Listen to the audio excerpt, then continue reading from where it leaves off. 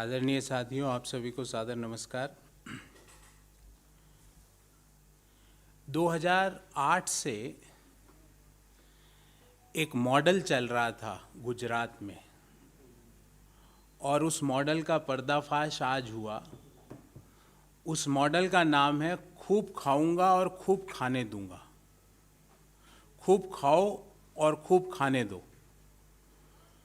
और उस मॉडल के तहत पिछले 14 साल में गुजरात की सरकार ने कोयला खा लिया। और कोयला किसका? जो छोटे उद्योगों को कोयला मिलना था ना, जो यूपीए की सरकार ने एमएसएमई को बढ़ावा देने के लिए स्मॉल एंड मीडियम एंटरप्राइजेस को सस्ते दाम में कोयला मुहैया कराने के लिए एक योजना लागू करी 2007 में, जिसको 2008 में इम्प्लीमेंट किया गया। उस योजना के तहत हर राज्य सरकार को ये कहा गया कि आप छोटे उद्योगों को, मझले उद्योगों को, एसएमईज को सस्ते भाव में कोयला दो। गुजरात सरकार ने भी उस योजना में अपनी प्रतिभागिता दिखाई और कुछ एजेंसीज को अपॉइंट किया। उन एजेंसीज ने क्या किया? गुजरात के एसएमईज को कोयला नहीं दिया, दूसरे राज्यों के बड़े उद्योगों को जाके वो कोयला 3 गुना कीमत में बेच दिया। लगभग 60 लाख टन, 60 लाख टन कोयला जो गुजरात के छोटे उद्योगों को मिलना चाहिए था, जिन पे उनका हक था, जो यूपीए की सरकार ने 2007 में एमएसएमईज को बढ़ावा देने के लिए योजना के तहत एसएमईज को देने की बात कही। गुजरात की सरकार ने पिछले 14 साल में 60 लाख टन कोयला राज्य के बाहर दूसरे उद्योगों को लगभग 4 गुना कीमत पे बेच दिया। तो ना खूब खाऊंगा और खूब खाने दूंगा। और कौन कौन इसके प्रतिभागी है, इस स्टोरी के कौन कौन एक्टर्स है, उस पे आ रहा हूं मैं। कोल स्कैम वर्थ 6,000 करोड़। ये जो 60 लाख टन कोयला जो 3-4 गुना कीमत पर दूसरे राज्यों को बेचा गया, दूसरे राज्यों में बेचा गया, उसकी टोटल कीमत है 6,000 करोड़। और 6,000 करोड़ का घोटाला तो है ही, पर जिनको मिलना चाहिए था एमएसएमईज को, छोटे उद्योगों को, आज गुजरात में लाखों छोटे उद्योग बंद हुए क्योंकि उनके कोयले या तो किसी और ने काम में ले लिया। गुजरात की सरकार ने तो जो उनका भाग का कोयला था 60 लाख टन, उसको कहीं और दूसरे राज्यों में बेच दिया। कैसे हुआ ये घोटाला 6,000 करोड़ का? अब इसमें पॉइंट बाय पॉइंट आता हूं। 14 साल पहले भारत में जो यूपीए की सरकार थी, उसने ये कहा कि छोटे उद्योगों को हैंड होल्डिंग की जरूरत है, तो इनको कोयला सही कीमत पे, रियायती कीमत पे, कम कीमत पर मुहैया कराया जाए। तो उन्होंने हर राज्य सरकार को बोला कि आप कोल इंडिया की माइंस से छोटे उद्योगों के लिए कोयला सीधा आपके पास आ जाएगा, आप चिंता मत करिएगा। आप उस कोयले को अपने राज्य के छोटे उद्योगों में, मझले उद्योगों में बांट देना। और उस कोयले की दाम जो निर्धारित हुए वो हुए लगभग 3,000 रुपये पर टन के अनुसार, 1,800 से 3,000 रुपये पर टन के हिसाब से। गुजरात की सरकार ने क्या किया? गुजरात की सरकार ने कहा कि हम ये काम खुद नहीं करेंगे। सबसे पहले तो एक एजेंसी को अपॉइंट किया जिसका नाम रखा SNA, स्टेट नोटिफाइड एजेंसी। और वो एजेंसियों की कहानी भी बताऊंगा अभी। उन SNAs को सारा कोल इंडिया के जो माइंस से, और कौन सी माइंस थी गुजरात सरकार से को जो एलोकेट हुआ 2007 में, वेस्ट कोल फील्ड और साउथ ईस्ट कोल फील्ड से कोयला एक स्टेट नोटिफाइड एजेंसी को मिलना चालू हो गया।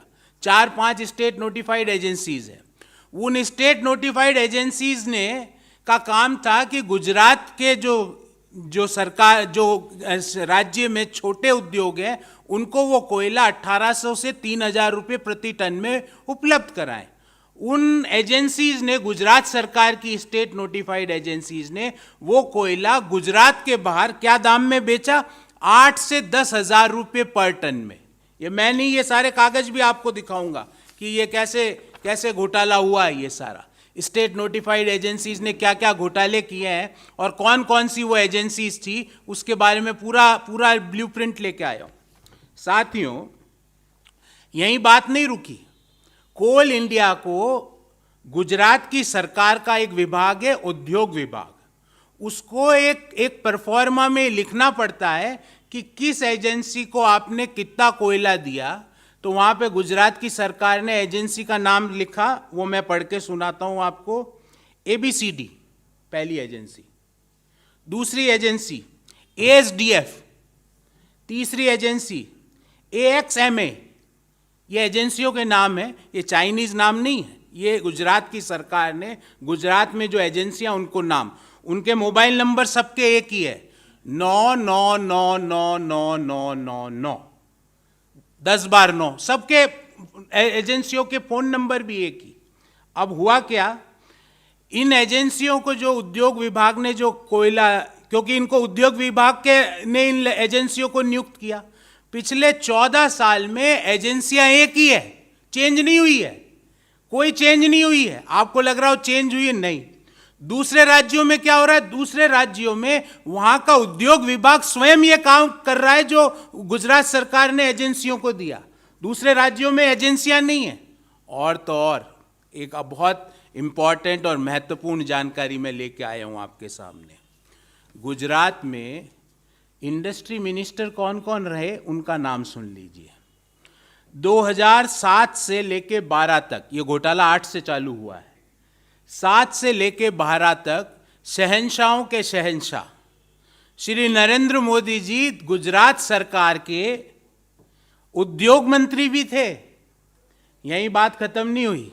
उसके बाद विजय रूपानी जी बने 2016 से 21, वो भी उद्योग मंत्री, यही बात खत्म नहीं हुई। उसके बाद भूपेंद्र भाई पटेल बने, वो भी उद्योग मंत्री। मुख्यमंत्री कोई भी हो, उद्योग मंत्री पिछले 14 साल में से लगभग 10.5-11 साल मुख्यमंत्री रहे हैं। और ये उद्योग मंत्रालय का घोटाला है पूरा, क्योंकि ये जो काम है, जो ये 60 लाख टन जो कोयला जो वितरण करने का काम है, वो उद्योग मंत्रालय को मिला है। ये संयोग है या प्रयोग है कि गुजरात सरकार में जिस विभाग में पिछले 14 साल में घोटाला हुआ, 6000 करोड़ रुपए का कोयला खा गए, और किनका, छोटे उद्योगों का, मझले उद्योगों का, उस विभाग का जो प्रमुख था कोई मंत्री नहीं था, मुख्यमंत्री स्वयं वहां के मंत्री थे। इज इट ए कोइंसिडेंस और an experiment? In this regard, इस बाबत हमारे 4 महत्वपूर्ण सवाल है। ये सारे एविडेंसेस मैं आपको दूंगा। Number 1, a time bound investigation under the sitting judge of Supreme Court of India। एक समय, जैसे 1 महीना 2 महीने की इन्वेस्टिगेशन, क्योंकि 6000 करोड़ का कोयला खा गए, और इन चारों मुख्यमंत्री, क्योंकि चारों मुख्यमंत्री जो थे, इन 4 में से 3 के पास उद्योग मंत्रालय का कार्यभार था। इन 4 में से 3 मुख्यमंत्री जो उद्योग मंत्री भी थे और मुख्यमंत्री थे, इन चारों मुख्यमंत्री को, कौन कौन है चारों, श्री नरेंद्र मोदी, श्रीमती आनंदीबेन पटेल, श्री विजय रूपानी, श्री भूपेंद्र भाई पटेल, इन चारों मुख्यमंत्री से इन्वेस्टिगेशन किया जाए। क्योंकि इन 4 में से 3 मुख्यमंत्री के पास तो उद्योग, माइनिंग और मिनरल विभाग भी था। मैंने पहला राज्य देखा है ऐसा जहां पर मुख्यमंत्री का इंटरेस्ट इंडस्ट्री मिनिस्ट्री और माइनिंग में भी ज्यादा है। वो मेरे को अब समझ में आ रहा है और देश को भी समझ में आ रहा है। तो time bound investigation under the supervision of the sitting जज of supreme court of India to investigate the involvement of all 4 CMs, Shri Narendra Modi ji, Shrimati Anandiben Patel ji, Shri Vijay Rupani ji, Shri Bhupendra Bhai Patel ji, in this 6000 crore घोटाला। This is point number 1. Point number 2, in last 14 years when this scam happened, इन पिछले 14 सालों में जब ये scam हुआ, उनमें से 10 से ज्यादा सालों के अंदर जो CM ऑफ गुजरात थे वो उद्योग मंत्री भी थे। ऐसा क्यों? ऐसा कोई दूसरा और कोई राज्य क्यों नहीं है देश में जहां पे 14 साल, पिछले 14 साल से मुख्यमंत्री उद्योग मंत्री है, माइनिंग मिनिस्टर है, मिनरल मिनिस्टर है, ऐसा क्यों? इसकी पूरी जांच होनी चाहिए। Point number 2। Point number 3, state notified agency 14 साल से एक ही क्यों है? 3-4 है जो उनको ही हर साल क्यों मिलता है एसएनए का काम करने का दायित्व? दूसरे राज्य सरकारों ने जब स्वयं के विभागों को यह दायित्व दिया, क्या गुजरात सरकार ये दायित्व इन 3-4 एजेंसीज को ही साल दर साल क्यों दे रही है? ऐसा गुजरात सरकार का इन एजेंसीज के साथ क्या रिश्ता है? इसकी पूरी जांच होनी चाहिए। पॉइंट नंबर 4, और ये बहुत गंभीर आरोप है, क्योंकि अगर इन्होंने जो है, जैसा कि आ रहा है घोटाला कि 60 लाख टन दूसरे राज्यों में बेचा, इसका मतलब जीएसटी भी नहीं दी होगी, फर्जी बिल बनाए होंगे, इनकम टैक्स भी नहीं दिया होगा। ED, SFIO, income tax, financial intelligence unit और सारे एजेंसीज मुख्य दर्शक क्यों बने हुए हो? अभी तक तो केस रजिस्टर होके तहकीकात हो जाना चालू हो जानी चाहिए थी कि ये 6,000 करोड़ का घोटाला किसने किया, क्योंकि कितने फर्जी बिल बने, क्या पता ये 6,000 करोड़ का जो घोटाला आज दिख रहा, आगे जाके 6 लाख करोड़ का घोटाला मिले। तो ये सारी एजेंसीज को प्राइमा फेसी केस रजिस्टर करके इन्वेस्टिगेशन चालू कर देना चाहिए, क्योंकि इन सब चीज़ों के लिए फेक बिल बनाए होंगे, नहीं तो अन्यथा दूसरे राज्य में आप बेच ही नहीं सकते। फेक बिल बनाए होंगे तो जीएसटी का आप नहीं दिया होगा, इनकम टैक्स आपने नहीं दिया होगा, सेल्स टैक्स स्टेट को नहीं मिला होगा, ये सारे टैक्स की चोरी हुई होगी। तो ये सारी एजेंसीज अभी तक चुप क्यों है? हमारा मांग है कि इन सारी एजेंसीज को प्राइमा फेसी केस रजिस्टर करके इस केस की जांच करनी चाहिए। Before I open the forum for Q&A, I would like to brief you in English, in short. खूब खाऊंगा, खूब खाने दूंगा was a flagship program which was in place from the year 2008. And that is evident from rupees 6,000 crore coal scam, which is happening in last 14 years in the Gujarat government. Coal, which was meant for small and medium enterprises, were sold to industries of other states. And in this process, a total loss or total scam value happens to be rupees 6,000 crore rupees. A coal scam of rupees 6,000 crore has come to the fore in Gujarat. In the last 14 years, instead of giving coal to small and medium enterprises of the state, agencies of the Gujarat government had committed a scam of rupees 6,000 crore by selling it to the industries of other states. Coal extracted from various coal mines of Coal India did not reach industry for which it was extracted. In last 14 years, 60 lakh tons of coal have been sent from the mines of Coal India in the name of traders of small and medium enterprises. But not a single gram of coal had reached to them. It went to other states, to other industry.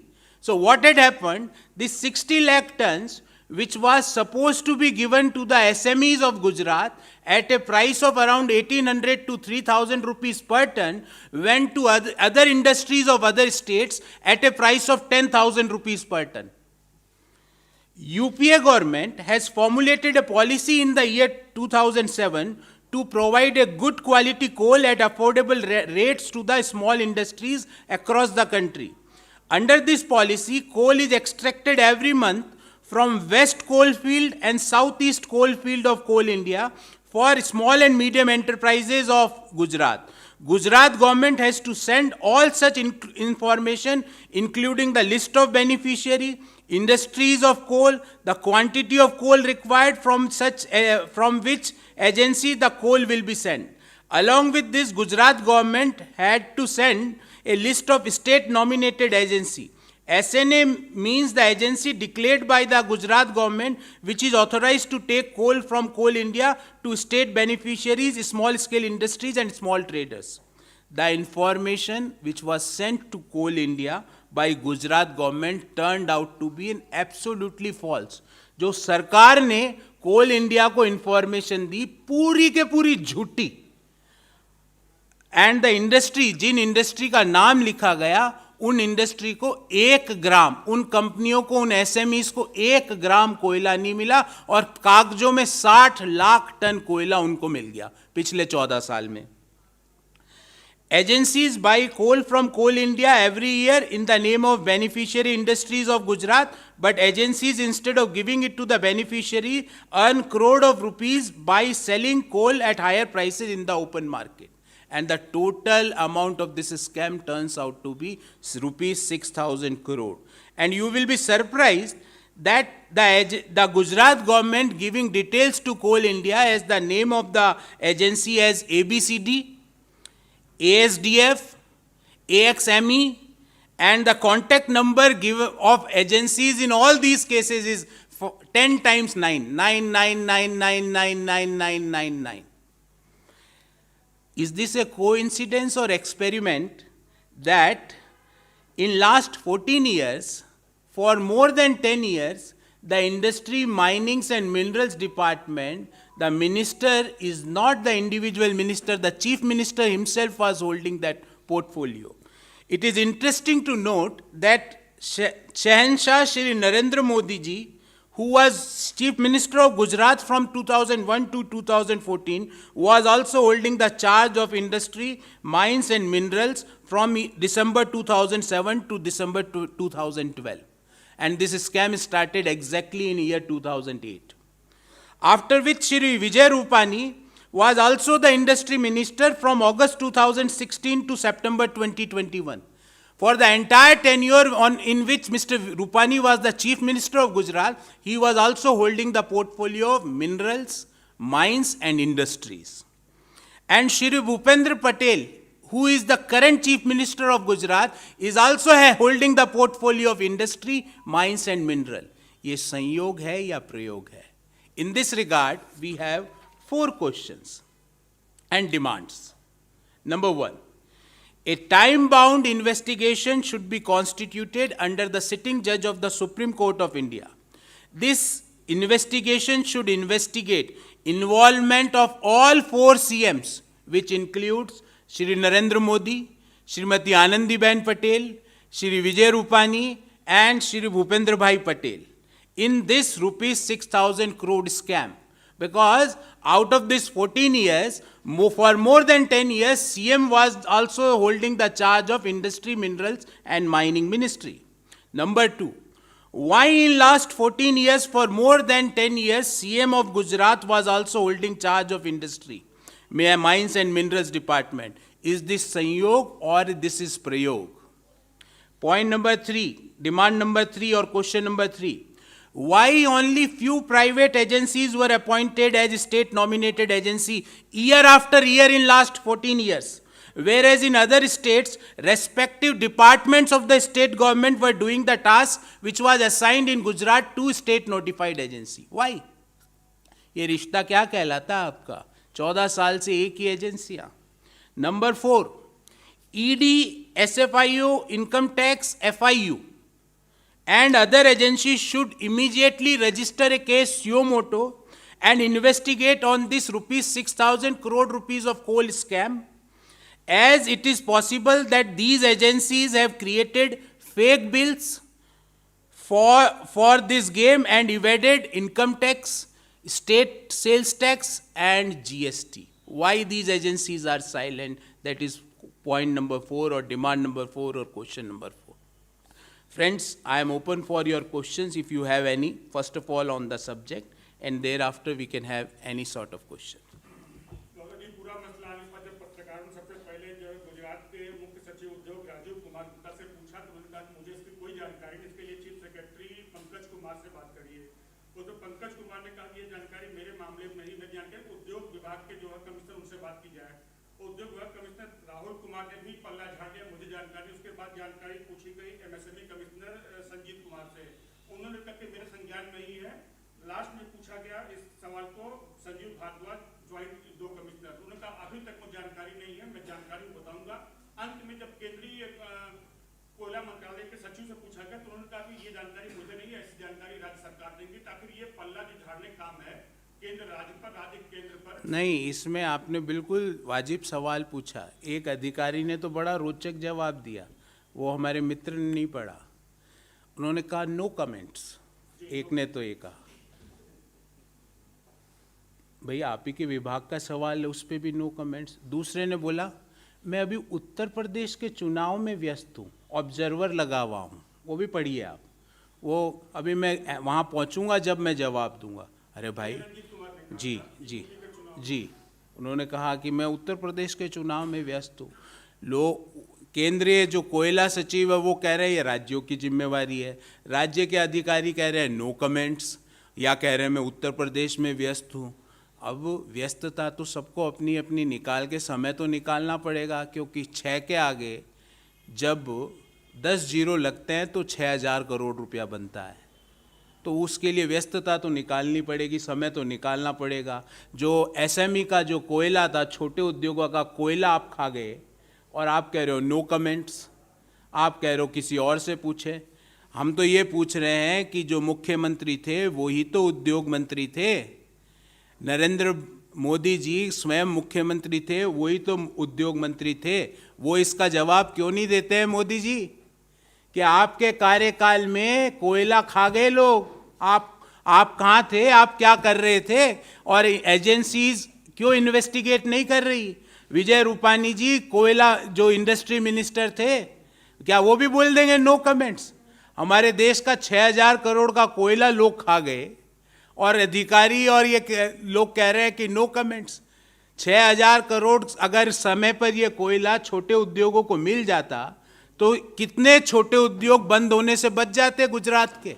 पर उन्होंने ये कोयला गुजरात के छोटे उद्योगों को नहीं दिया, दूसरे राज्यों के दूसरे उद्योगों को औने पौने 4 गुना दाम में बेचे।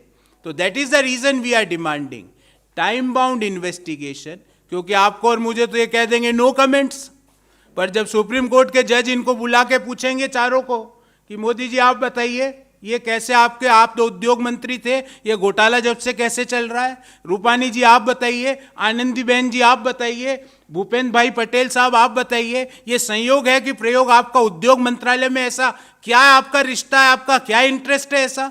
दूसरा एक राज्य बता दीजिए आप मुझे जहां पे पिछले 14 साल में से 10 साल मुख्यमंत्री के पास उद्योग मंत्रालय भी हो, एक ऐसा राज्य बता दीजिए। क्योंकि ये इंटरेस्ट तो अब समझ में आ रहा है ना, ये इंटरेस्ट तो ये सामने निकल के आ रहा है ना, ये इंटरेस्ट तो यहाँ पे निकल के आ रहा है ना, कि जब एक ही एजेंसीज को 14 साल में कोयले का डिस्ट्रीब्यूशन का काम दिया जाता है और डमी नाम लिख दिए जाते हैं छोटे उद्योगों के। जब उन छोटे उद्योगों से पूछा गया आपको ऐसा कोयला मिला, तो उन्होंने कहा ऐसी स्कीम भी है, उन्होंने ये कहा ऐसी स्कीम भी है। जब सूरत और वडोदरा और महसाना के छोटे उद्योगों को बोला गया कि आपका नाम लिखा गया, यहाँ पे आपको कोयला आवंटित इतने टन हुआ है, बोले भाई साहब मुझे तो पता ही नहीं ऐसी स्कीम भी है। अधिकारी कहते हैं नो कमेंट्स, और उद्योग मंत्री है जो उद्योग मंत्रालय है वो मुख्यमंत्री के पास है। इसलिए हम चाह रहे हैं कि सुप्रीम कोर्ट के सिटिंग जज के अगुवाई में की निगरानी में एक जांच हो, टाइम बाउंड जांच, ताकि पता चले। हो सकता है ये 6 लाख करोड़ हो, वी डोंट नो, ये हो सकता है इसके तार कहाँ कहाँ फैले हुए हो, हमें नहीं पता ये बात।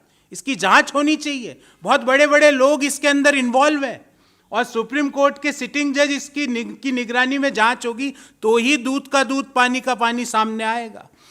देश को बताएं भारतीय जनता पार्टी और गुजरात के चारों भूतपूर्व और वर्तमान मुख्यमंत्री के 14 साल में से 10 साल से ज्यादा आप उद्योग मंत्रालय में आपका क्या इंटरेस्ट था, बताइए आप देश को ये बताइए कि क्यों साल दर साल एक ही एजेंसी को आपने कोयले के डिस्ट्रीब्यूशन का काम दिया, उनके साथ आपका ऐसा क्या रिश्ता था।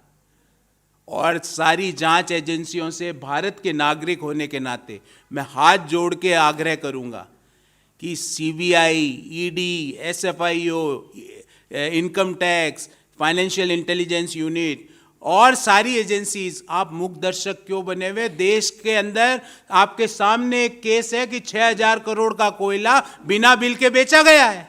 जिसमें ना तो जीएसटी दी गई, ना इनकम टैक्स दिया गया, ना स्टेट को सेल्स टैक्स मिला। आप इस केस का स्वतः संज्ञान क्यों नहीं ले रहे और इसकी जांच क्यों नहीं चालू कर रहे? यही तो हमारी 4 मांगे हैं जी।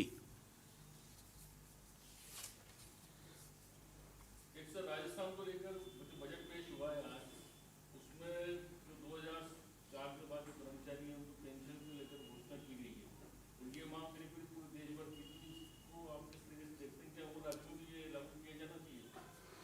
देखिए, हर राज्य के अपने फाइनेंशियल रिसोर्स होते हैं, अपनी अपनी राज्य की प्रायोरिटीज़ होती है। राजस्थान की सरकार ने एक बहुत समय से एक मांग चल रही थी, पेंशन की मांग कर्मचारियों की, उस पर संज्ञान लेते हुए एक बहुत बड़ी और एक बड़ी मतलब कर्मचारियों के लिए सुखद घोषणा की है। और राज्यों की अलग प्रायोरिटीज़ हैं, अलग इश्यूज़ हैं। तो आपका ये सवाल कि क्या और राज्यों में नहीं होना चाहिए, बिल्कुल होना चाहिए, पर आपके पास प्रायोरिटीज़ क्या क्या है। जैसे हम उत्तराखंड में हम ये बात कह रहे हैं कि सरकार बनते ही हम सिलेंडर 500 के अंदर देंगे।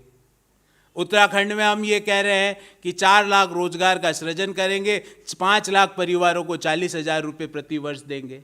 तो क्या और राज्यों में ये नहीं होना चाहिए? होना चाहिए, पर हर राज्य की अलग प्राथमिकताएं होती है। और गुड इकोनॉमिक्स वही है कि प्रायोरिटीज़ को उनके जो रिसोर्सेज को है वो प्रायोरिटीज़ के अनुसार अलोकेट किया जाए। तो और राज्यों में होना चाहिए, हम मानते हैं ऐसा होना चाहिए, पर इससे बड़ी भी, जैसे छत्तीसगढ़ में किसानों के लिए न्याय योजना एक प्रायोरिटी थी जो वहाँ की सरकार ने पूरी करी।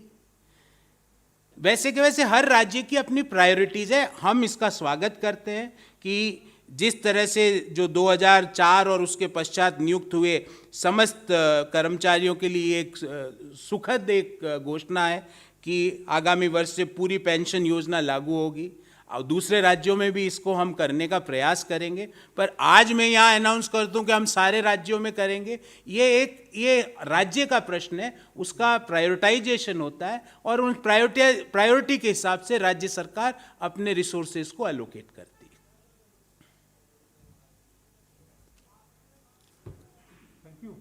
जी सिद्धार्थ। झारखंड में क्या गठबंधन में कुछ उठापटक चल रही है? क्योंकि कल आपके मंत्री का बयान आया कि मुख्यमंत्री चाहते हैं कि कांग्रेस खत्म हो जाए राज्य के अंदर। इसको कैसे देखते हैं? देखिए, मैंने वो बयान नहीं सुना, पर आप जो कह रहे हैं वो उनका व्यक्तिगत राय हो सकती है। एक गठबंधन की वहाँ सरकार चल रही है, एक कंबाइंड प्रोग्राम के तहत वहाँ सरकार चल रही है।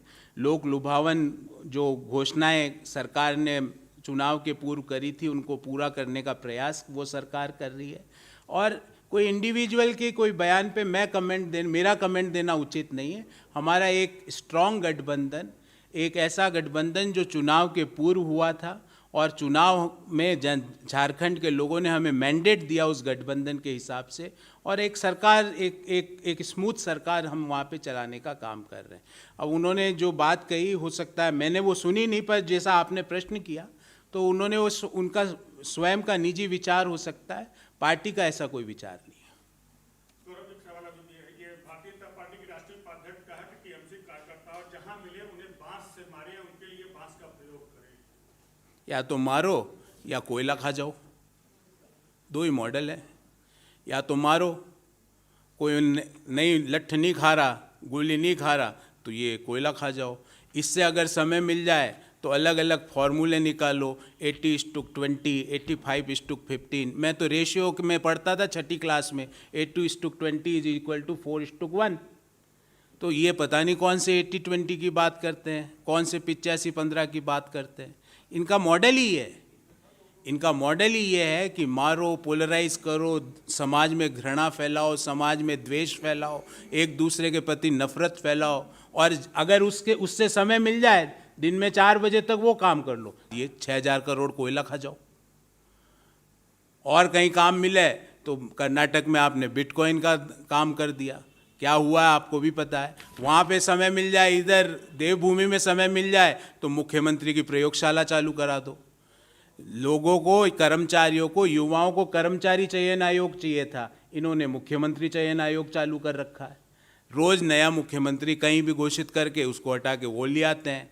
कोई महिलाओं पे टिप्पणी करता है, कोई पुराने वेदों पे अपना ज्ञान झाड़ता है। एक शब्द आता नहीं धर्म के बारे में, एक धर्म के अनुसार एक आचरण आपका है नहीं, और बातें आप करवा लो कि ये धर्म ये है और ये धर्म ये। धर्म का आचरण ही ये कहता है कि धर्म के बारे में हर जगह नहीं बोलना चाहिए। अब या लठ मरवा लो या लोगों को बोलो कि ये हो गया, इसकी गर्मी, इसकी चर्बी, ये भाषा। कोई कह रहा मैं स्वीटी आतंकवादी हूँ, कोई कह रहा मैं वो हूँ। ये मतलब देश को भी सोचना चाहिए, हम लोगों को भी सोचना चाहिए। ये स्वीटी बनी हुई है। दूसरा बोल रहा है कि मैं गर्मी छांट दूंगा, वो तीसरा बोल रहा है मैं चर्बी छांट दूंगा। ये तो कोई मोटापा कम करने की क्या इन्होंने प्रयोगशालाएं खोली हुई है? कहिए मतलब what they want by doing all those things. Why can't they speak on governance? Why can't they answer this question कि 6000 करोड़ का कोयला कहाँ गया? Why can't they answer A question कि देश में 45 साल की सबसे बुरी बेरोजगारी क्यों है? Why can't they answer A question कि 4 करोड़ 27 लाख युवा 29 साल से कम ग्रेजुएट नौकरी के लिए दर दर घूम रहे हैं? Why can't they answer A question कि पिछले 7 सालों में 23 करोड़ हिंदुस्तानी गरीबी रेखा के नीचे चले गए? इन सवालों का जवाब क्यों नहीं देना चाहते? आप क्यों देश को डाइवर्ट करके अपना उल्लू सीधा करना चाहते हो? Enough is enough. Please talk on governance issue. मुद्दों की बात करिए, देश के लोगों के जीवन में किस तरह सकारात्मक प्रभाव पड़ सकता है उनके बारे में बात कीजिए। कोई बात नहीं कर रहे ये लोग। जबकि आपने भी देखा होगा अभी 5 राज्यों के चुनाव संपन्न नहीं हुए, लगभग 3.5 राज्यों के हो चुके हैं। आपने भी देखा होगा, हमने भी प्रचार किया। क्या हमने ये गर्मी, सर्दी, जाड़ा, जुखाम इन पे बातें करी कि जुखाम के लिए ये करो और सर्दी के लिए ये करो? क्या हमने बातें करी? हमने बात करी महिलाओं को कैसे आगे लाके समाज को और सुदृढ़ किया जा सके। हमने बात करी 4 धाम 4 काम की। हमने बात करी कि हम आएंगे तो 500 के अंदर गैस का सिलेंडर कैसे मिलेगा, इसके बारे में बात करी। आई थिंक मुझे लगता है कि अब देश के लोगों को और विशेषकर युवाओं को ये सोचना चाहिए कि ये इन बातों से क्या मिलने वाला उनको। ये सिर्फ डाइवर्ट कर देंगे। एक पूरी के पूरी 8 साल में एक पूरी के पूरी मैं कहता हूँ जनरेशन खत्म कर दी जिसको अब नौकरी नहीं मिलेगी। नौकरी की एज होती है। नौकरी ऐसा नहीं होता कि आप कभी भी कोई भी नौकरी मिल जाए। आप 8 साल से अगर आदमी बैठा है 32-33 साल का हो जाता है, सरकारी नौकरियों के लिए तो वो ओवर एज हो ही जाता है, फिर प्राइवेट सेक्टर में भी नहीं मिलती है। आपने क्या किया जी?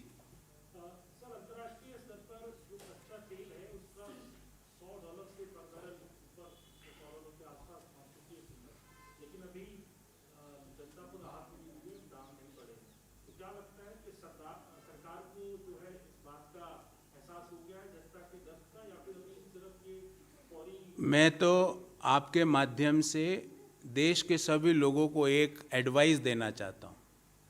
7 मार्च से पहले अपनी गाड़ी का टैंक फुल करवा लेना। जी 5-7 दिन तो चलेगा, क्योंकि ये सिर्फ चुनाव के हिसाब से दाम बढ़ाते घटाते हैं। इनका अंतर्राष्ट्रीय बाजार से कोई लेना देना नहीं है। अगर चुनाव के दौरान 100 क्या $200 पर बैरल भी हो जाए तो दाम नहीं बढ़ेंगे। तो सवाल जो इम्पोर्टेंट वो ये है कि जब चुनाव के दौरान दाम कांस्टेंट रह सकते हैं तो चुनाव के बाद क्यों नहीं? इसका मतलब आपने जो 7 साल में लूट मचाई उसमें इतना पैसा 24 लाख करोड़ रुपया आपने पेट्रोल और डीजल से इकट्ठा किया पिछले 7.5 साल में। वो 24 लाख करोड़ अब आपके कोई भी जो प्राइस मूवमेंट है जितना भी बढ़ जाए उसको टॉलरेट करने के लिए बराबर है। इसलिए ये सिर्फ चुनावी petrol price is purely political, it is not dynamic pricing as per Narendra Modi ji is government.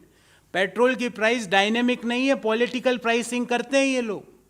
अभी चुनाव हार जाओ तो दाम घट जाते हैं, चुनाव जीत जाओ तो दाम बढ़ा देते हैं। चुनाव की घोषणा हो गई तो जो डायनेमिज्म है तो चुनाव के दौरान क्यों नहीं बढ़ रहे? पिछले 1.5 महीने से नोटिफिकेशन चुनाव का आया हुआ है तो 1.5 महीने में जो प्राइसेस है वो लगभग $40 पर बैरल बढ़ गए, पर प्राइस क्यों नहीं बढ़े? Important point is that price क्यों नहीं बढ़े? इसका मतलब डायनेमिज्म है ही नहीं। इसका मतलब आपने जो लूट मचाई 7.5 सालों में 24 लाख करोड़ की, वो इतनी सफिशिएंट है कि जो भी प्राइस है वो आप टॉलरेट कर सकते हो। इसलिए जैसी जैसी अखबारों में और जैसे जानकार लोग कह रहे हैं, कोई कहता है 15 रुपये प्रति लीटर बढ़ जाएगा, कोई कहता है कि जो हिमाचल में जब इनकी ज़मानत जब्त हुई तो उससे पहले की जो प्राइस है वहाँ पे पहुँच जाएंगे और फिर वापस ज़मानत जब्त होगी तो वापस नीचे चले जाएंगे। तमाम तरह की धारणाएं हैं। आपने जो सवाल पूछा वैसी धारणा किसी की नहीं है, क्योंकि देश के लोगों को पता है कि international pricing and the price of petrol and diesel in Delhi और in our country is not at all related. International price और तेल की कीमतें रिलेटेड नहीं है। मैंने कई बार इस पे एक शोध भी आपके सामने रखा और बताया कि पिछले 7 सालों में जब जब इंटरनेशनल प्राइस बढ़ी है, पेट्रोल प्राइस पे कोई फर्क नहीं पड़ा है। जब इंटरनेशनल प्राइस घटना चालू हो गई, इन्होंने बढ़ा दी। मतलब क्या है? मतलब क्या है कि जब घटती है तो उसको वो टैक्स से इक्वेट कर देते हैं, टैक्स बढ़ा देते हैं, एक्साइज ड्यूटी बढ़ा देते हैं, ताकि जो बेनिफिट कंज्यूमर्स को जाना चाहिए वो बेनिफिट गवर्नमेंट खुद ले लेती है। Thank you.